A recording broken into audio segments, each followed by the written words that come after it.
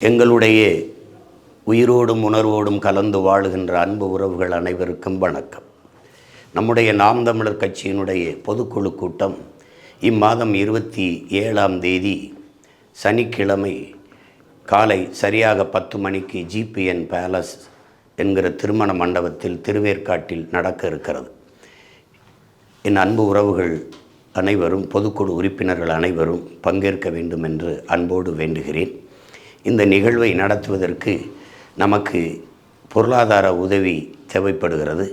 வழக்கம் போல என் அன்பு சொந்தங்கள் திரள் நிதி திரட்சியின் மூலமாக நீங்கள் நிதியளித்து எங்களுடைய கைகளை வலிமைப்படுத்துவீர்கள்.